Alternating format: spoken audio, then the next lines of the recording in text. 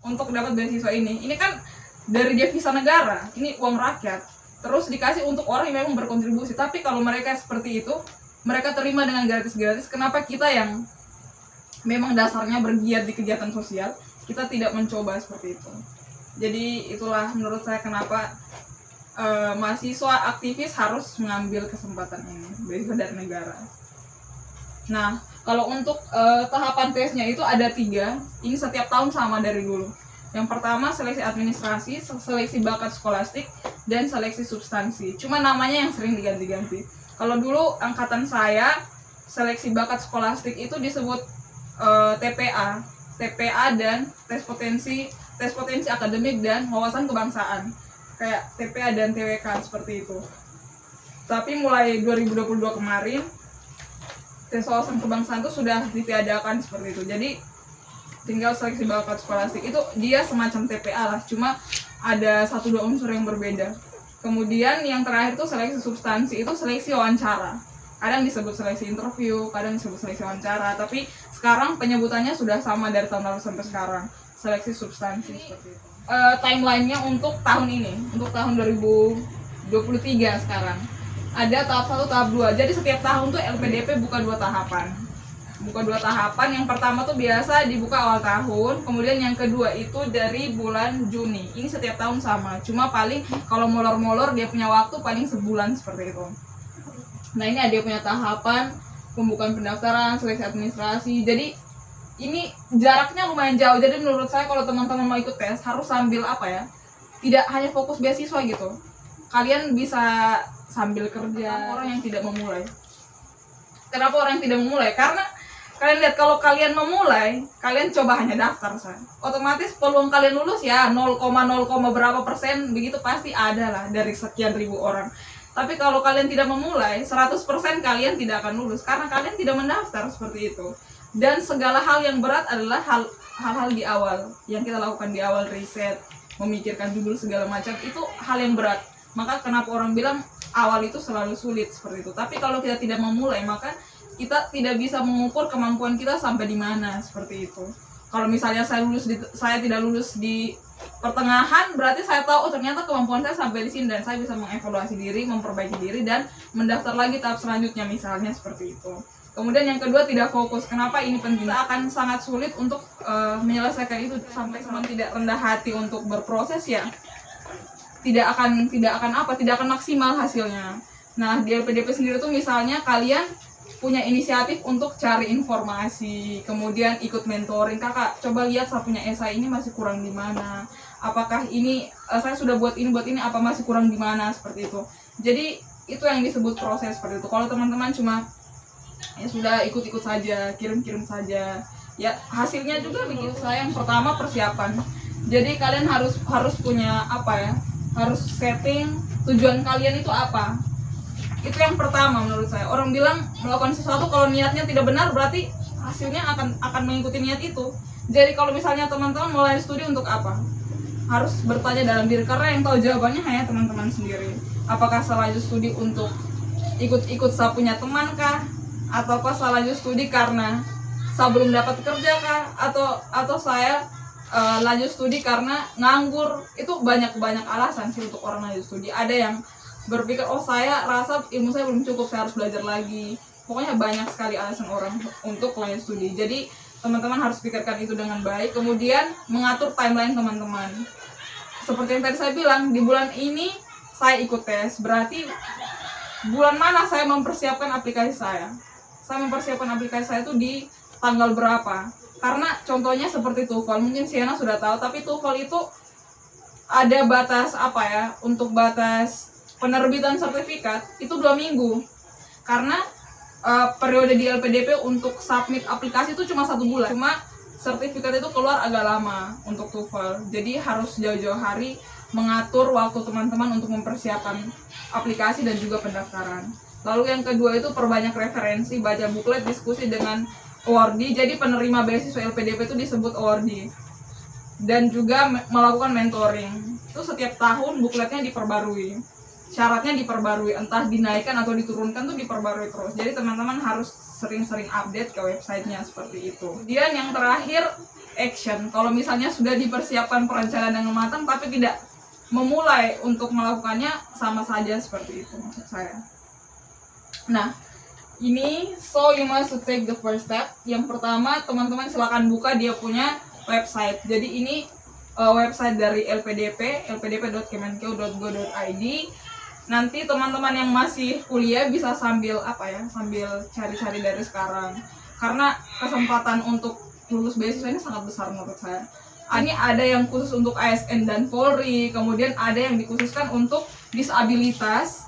Itu yang untuk afirmasi itu ada disabilitas, dulu ada santri, tapi kayaknya tahun ini sudah tidak ada saya lihat. Tahun itu ada untuk disabilitas itu sendiri, kemudian untuk beasiswa Indonesia Timur dengan beasiswa afirmasi. Nah, NTT itu seluruh daerahnya masuk daerah afirmasi, daerah yang tertinggal seperti itu. Tetapi kalau misalnya beasiswa Indonesia Timur itu khusus yang Papua seperti itu.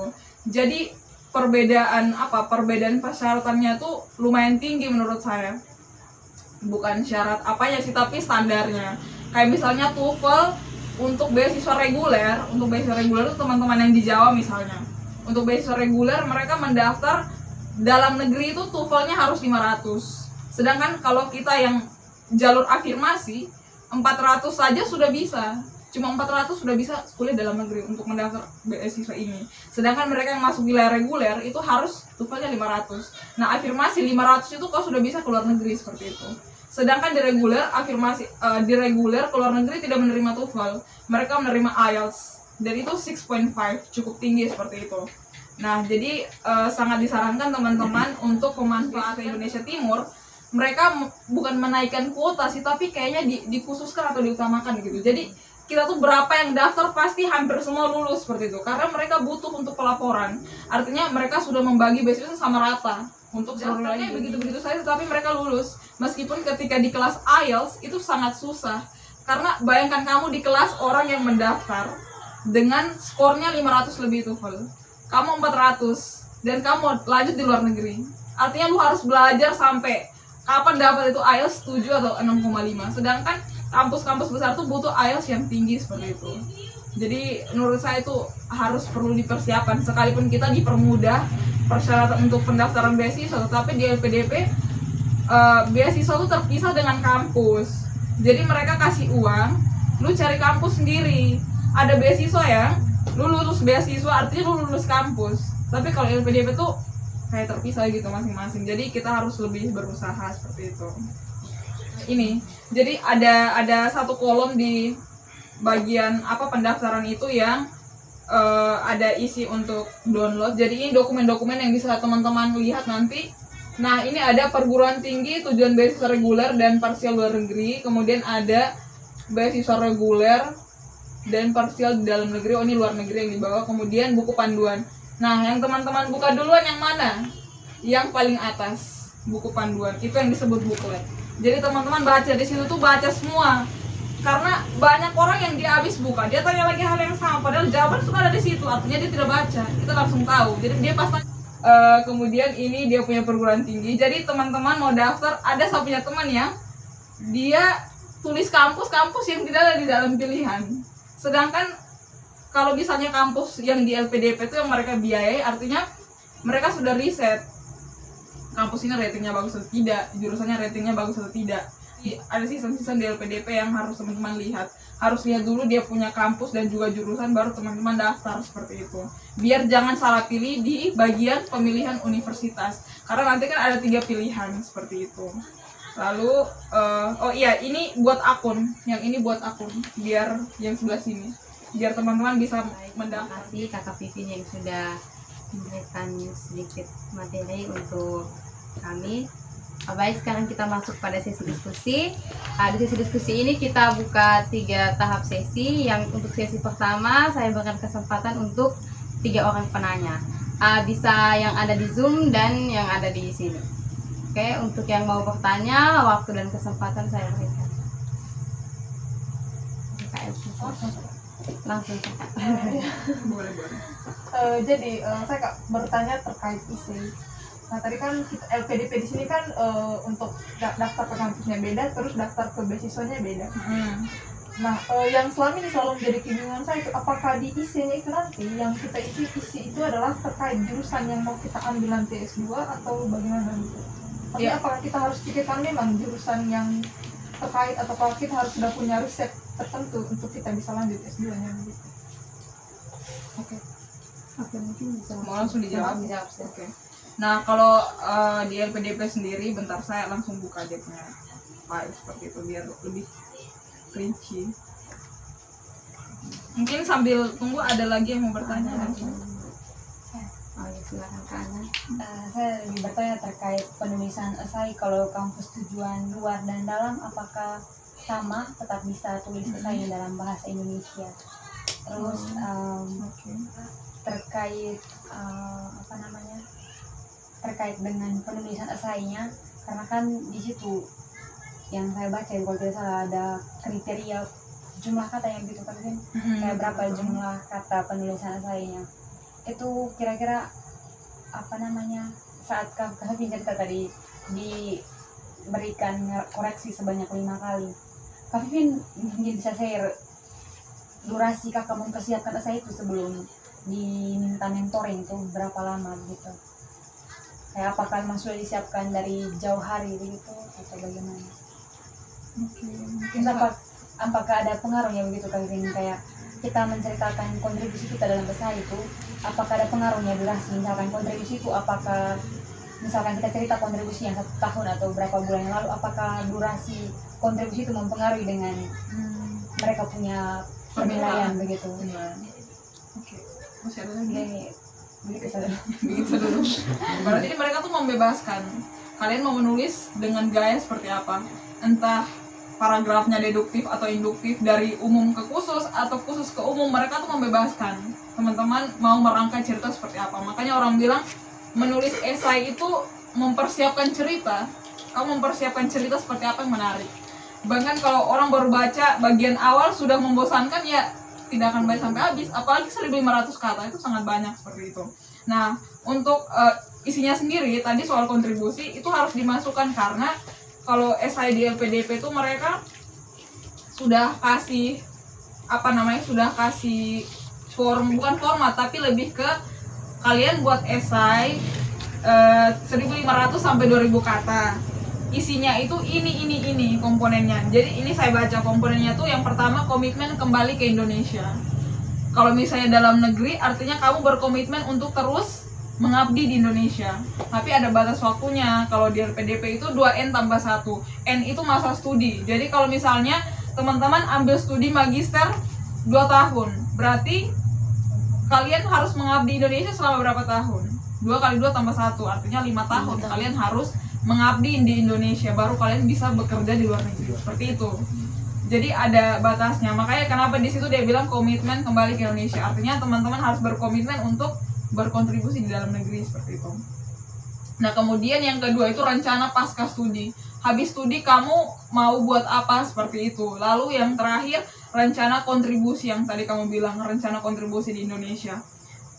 Rencana kontribusi ini sama dengan tujuannya. Kayak tujuan pasca kamu studi itu apa, kamu buat apa. Nah, kalau pengalaman saya sebaiknya ketika membuat itu untuk rencana kontribusi Indonesia pasca studi itu sebaiknya teman-teman buat kayak dibuat pemetaan begitu, jangka pendek dan jangka panjang saya mau buat apa. Jangka pendeknya 3-5 tahun ke depan saya mau melakukan ini. 5-10 tahun ke depan saya mau membuat yayasan atau membuat apa, seperti itu.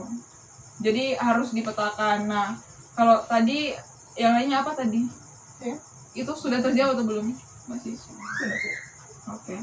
Nah, kemudian untuk pertanyaan saya tentang esai itu yang durasi mempersiapkan esai. Nah, durasi mempersiapkan esai, kalau pengalaman saya kemarin embrio penulisannya tuh sudah saya siapkan jauh-jauh hari, karena saya ambil beberapa mentoring gitu kan di Studennesia kan ada, mereka sering buka mentoring seperti itu. Tapi waktu itu karena memang saya tidak tahu, ternyata ada yang gratis, ada yang kayak cukup minta ordi, mereka rendah hati mau membantu. Itu ternyata ada, waktu itu saya belum tahu. Jadi kayak ketika lihat iklan di IG saya ambil saja mentoring. Jadi saya sudah ikut mentoring itu dari bulan Februari, sedangkan saya tuh tes beasiswa itu di bulan Juli. Saya sudah mentoring dari situ, tapi belum bikin esai yang fix karena waktu itu memang buklet yang fix itu belum jadi. Buklet yang memang untuk tahun itu tuh belum keluar. Jadi takutnya kamu sudah buat esai semua, oh ternyata komponen yang diminta berubah.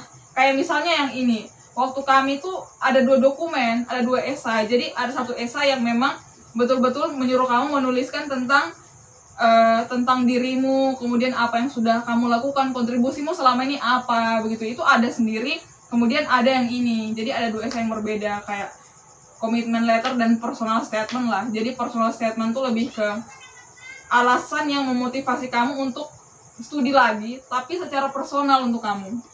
Bisa tips juga untuk esai. Kalian tulis sesuatu yang rasanya betul-betul personal untuk kalian dan tidak ada di orang lain. Kayak misalnya, saya mau melakukan studi pendidikan karena saya ingin lebih berkontribusi pada sistem pendidikan. Karena misalnya saya lihat sistem pendidikan kita tuh belum begitu merata. Terus kenapa misalnya saya mau mengambil studi pendidikan? Karena misalnya orang tua saya sendiri adalah guru honor yang selama hidupnya gajinya begitu-begitu saja. Itulah kenapa saya ingin menjadi orang yang mengatur sistemnya supaya orang-orang tua seperti itu lebih diperhatikan, misalnya begitu. Jadi itu sudah lebih personal alasannya. Dan itu membuat mereka kayak baca di awal ketika kita memperkenalkan diri dengan cara seperti itu. Orang ketika melihat, oh ternyata ini menarik gitu. Jadi mereka mau baca sampai selesai. Kalau tips dari saya sih, ketika menulis esai ya usahakan kalimat pertama tuh sebagus mungkin. Bisa kalian taruh quotes, entah quotes itu kalian dapatkan dari mana, entah itu quotes yang kalian buat sendiri, yang kemudian kalian teruskan di dalam esai. Kayak misalnya waktu itu saya tulis quotes-nya siapa ya, lupa, Steve Jobs kayaknya, yang you can't connecting the dots looking forward, but you can connect them looking backwards. Jadi kamu tidak bisa menghubungkan titik-titik dalam hidupmu ke arah depan tapi ke belakang. Jadi kalian bisa melihat apa yang sudah kalian lakukan ternyata punya benang merah seperti itu. Dan kemudian saya menggambarkan ketika masuk ke dalam paragraf, saya sangat menyukai quotes itu karena begini-begini, dan saya merasa itu cocok dengan hidup saya, misalnya seperti itu. Jadi terserah teman-teman menggambarkan seperti apa. Kemudian yang tadi berikutnya dari Sienna, poin berikut itu tentang durasi kontribusi. Nah, kalau ini menurut saya tidak terbatas sih, karena saya melihat esai-esai teman-teman yang lulus, karena saya membantu mentoring, saya lihat tuh ada juga yang tulis kayak entah dari SMP, entah dari kapan, intinya kontribusi yang dilakukan tuh apa. Kayak bahkan sesederhana ini, saya berpikir saya sudah menjadi saya sudah melakukan ini, saya sudah melakukan riset ini, saya sudah membangun gerakan ini. Tidak harus sebesar itu, sekecil itu pun sebuah kontribusi. Intinya kalian bisa menarasikan dan mengargumentasikannya dengan logis seperti itu untuk disebut sebuah kontribusi. Nah seperti itu sih. Tapi kalau misalnya kalian membangun gerakan sosial ataupun terlibat dalam kelompok seperti ini, kalian bisa menjelaskan dengan baik, itu bisa jadi sebuah kontribusi juga seperti itu. Jadi menurut saya tidak penting sih durasinya tuh dari kapan, tapi kalau misalnya kebanyakan tuh mereka menulis yang selama mereka S1 mereka buat apa, akan ini juga seperti itu. Jadi mereka akan melihat itu sebagai sebuah kontribusi. Jadi durasinya tidak terbatas, jawabannya seperti itu. Kemudian yang poin berikutnya tentang apa tadi? Jadi bisa tidak bahasa. bahasa. Oh iya. Nah kalau misalnya untuk di dalam negeri dan luar negeri itu perbedaan besarnya. Kalau misalnya dalam negeri bahasa Indonesia semua. Nah kalau luar negeri, dari kamu menulis esai itu sudah dalam bahasa Inggris. Karena kamu akan diwawancara itu dalam bahasa Inggris. Jadi esainya tuh sudah dalam bahasa Inggris seperti itu. Jadi ya itu lebih berat lagi sih kalau mau mendaftar keluar, karena kamu harus harus melihat grammarnya sudah betul. Pokoknya harus lack of mistake di tulisan itu. Wajib hukumnya ambil jalur itu atau tetap bebas bisa afirmasi masih? Itu yang pertama. Terus yang belum mungkin Kak Vivin ada pernah dengar, mungkin ada orang yang PNS begitu terus lanjut begitu, itu biasanya esainya itu biasanya angkat masalah tentang kontribusi masih, atau biasanya harus relate sama mereka punya problem di sekolahnya mungkin. Ya Oke. Bang Mungkin. mungkin misalnya. Ya kalau menurut saya bukan cuma PNS sih, tapi esai di LPDP itu seperti tadi saya bilang tidak ada format yang baku. Intinya komponennya dimasukkan. Cuma apapun esai itu termasuk PNS, ya kamu harus tahu orientasimu kuliah apa tuh harus dihubungkan dengan baik. Jadi tugas berat ketika menulis esai adalah kamu you connecting the past, the present, and the future. Jadi kamu menghubungkan apa yang sudah lewat, yang sekarang, dan yang nanti.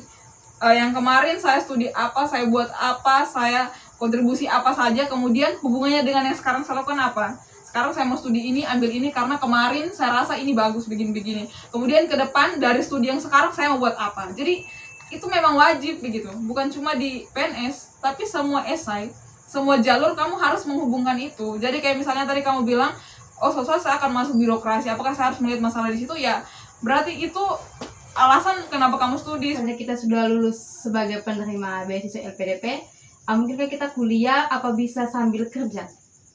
Bisa sih, selagi kuliahmu selesai tidak masalah, banyak yang seperti itu. Kayak saya ngambil freelance misalnya sambil kerja apa, kalau saya intinya kuliahnya tidak terganggu sih.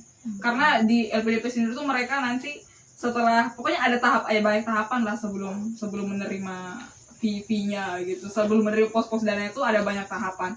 Nah, di situ sudah ada syarat. Jadi kamu kontrakmu belajar itu berapa bulan, berapa tahun seperti itu. Dan di LPDP itu sekarang cuma 22 bulan. 22 bulan kontrak. Jadi dalam waktu itu kamu harus selesai. Sama kayak bidik misi. Kalau selesai tidak sesuai target, bayar sendiri.